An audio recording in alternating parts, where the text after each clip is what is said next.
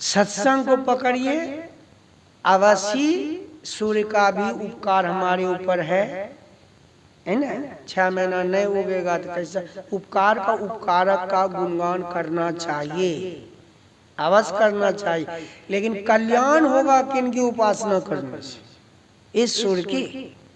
इस सूर्य तो रावण के बस में था, रातों रात जड़ी लेके आना हनुमान को, हाँ?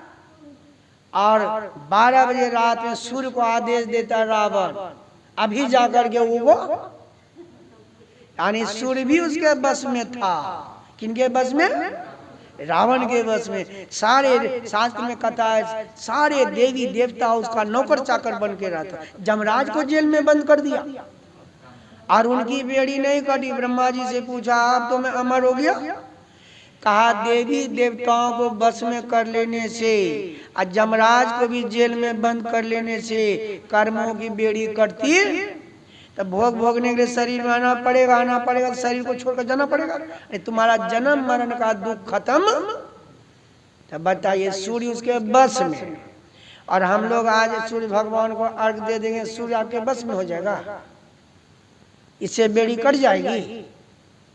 अवश्य एक सूर्य है, जिस सूर्य की उपासना करने से जन्म जन्म की कर्मों की बेड़ियां कट जाएगी। छठा चक्र में प्रवेश करने पर, आज शाम में लोग देखते चांद, नहीं देखते बढ़ती लोग, तब सुबह के कल सूर्य देखता। साधक लोग भी सर्वप्रथम सहस्त्रदल कमल में चंद्र का ही दर्शन करते छठा चक्र में प्रवेश करने पर, तब त्रिकुटी में सूर्य का दर्शन करते। तो वो सूर्य का जो दर्शन करते, वो सूर्य कितना पावरफुल है।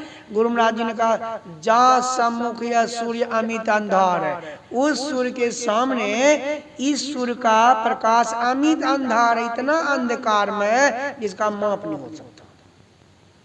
अवश्य सूर्य की उपासना करेंगे तो जन्म जन्म की बेड़ी कट जाएगी, सारे मन के रोग मिट जाएंगे। और छठा चक्र में प्रवेश करने पर इस सूर्य का दर्शन होगा। अब मैया क्या हो गई? छठ मैया तो कह चुका, शक्त और शक्ति में अंतर है।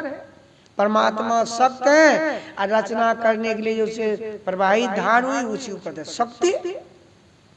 सूर्य को भी यहाँ शक्त मान लीजिए, और सूर्य की किरणें जो संसार में फैली है, बिखरी है, जिससे कल्याण हो रहा स्थूल जगत में, वो उनकी शक्ति हो गई, छठ मैया हो गई। तो असली मैया तो वो सूर्य की रोशनी को प्राप्त कर लेंगे, किरण को प्राप्त कर लेंगे, तो जन्म जन्म की बेड़ियां कट जाएगी। तो बराबर हम सुनते हैं कि समय समय पर डिग जाते हैं, हाँ? तो याद रखिए, सत्संग को, गुना के ज्ञान को, यही ज्ञान सब में है। अभी छठ माई का गेहूं कितना बढ़िया से सुखाया, लाठी लेकर पक्का पर खड़ी होकर के धूप में छठ माई के गेहूं में बगरैया न लग जाए, कौवा न लग जाए, गिलहरी न लग जाए, नहीं लगने देते। और जैसे सुबह कल निस्तार होगा, घाटे पर कितनी माताएं कही, बेटा रे 1 किलो मांस खरीदिया, 1 किलो मछली खरीदिया। अब जिस गेहूं में आप बगरैया नहीं लगने दिए, कौवा मैना, और उसी पूरी के साथ कल मांस मछली खाने वाले शुरू कर दीजिए खाना, ये प्रसाद का अपमान न कर दिया। यही उपवास हुआ। तो जब तक किए तब तक पूरा उपवास हमारा तब होगा जब सभी इंद्रियों से, मन बुद्धि अंतःकरण से भी अपने को अलग कर लेंगे। तो जैसे स्थूल सूक्ष्म अपने को अलग कर लेंगे, जड़ा आवरणों से, 3 गुणों से परमात्मा का साक्षात्कार हो जाएगा। यह है व्रत, यानी उपवास, शिवरात्रि व्रत, तब न कर लिया। तो सत्संग को पकड़िए मजबूती से, बाहरी बहकावा में नहीं रहिए, सत्संग को पकड़िए मजबूती से। सब व्रत त्योहार में यही ध्यान ज्ञान की बात है। मैं कुरान शरीफ की बात एक बार सुना रहा था कि सलीम ने कहा, इस हवासों के जरिए मुझको हासिल तुम नहीं कर सकते हो।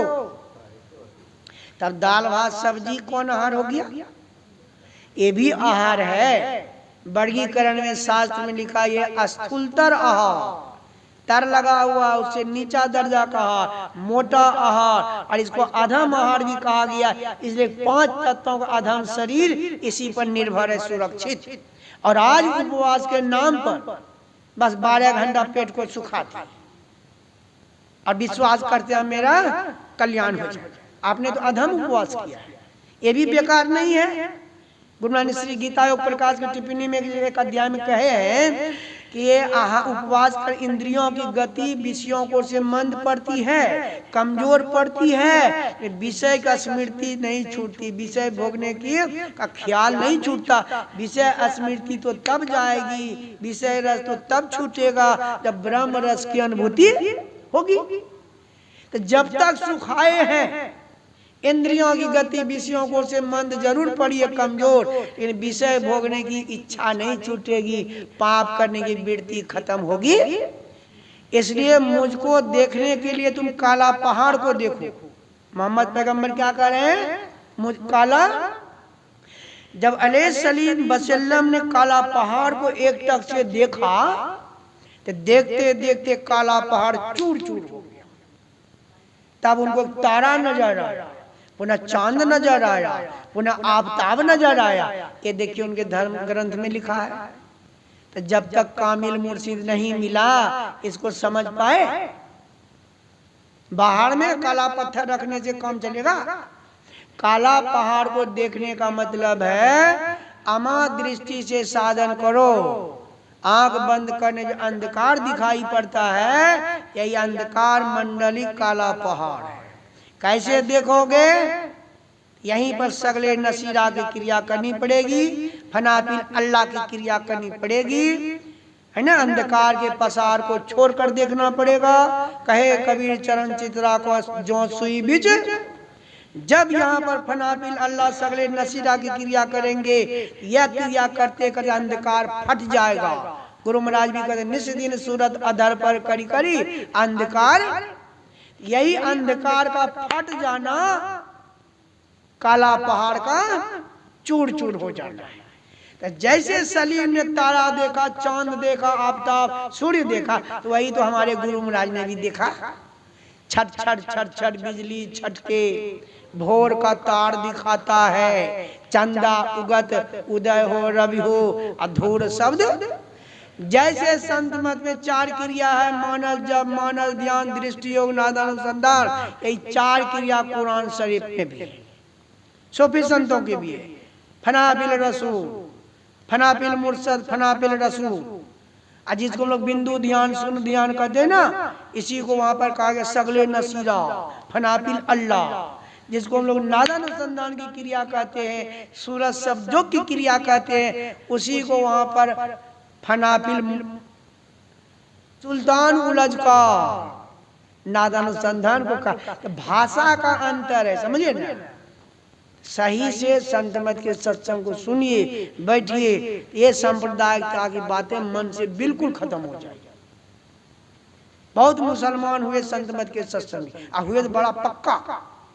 छपरा के मुसलमान अब्जूगंज खादी भंडार में नौकरी करते थे, और समझा संत मत को, इतना पक्का सत्संगी बन गया कि सबसे पहले सुल्तानगंज आश्रम वही आते थे भोरहरिये। समझा ना, जाते थे सुल्तान अगल बगल सत्संग करने के लिए, उनको साथ ले जाते थे बाबा रघुनंदन बाबा। अब मुसलमान को समझाते थे, ये ज्ञान देखो समझो। ये थोड़ा सा कहा, बोलिए प्रेम से श्री सदगुरु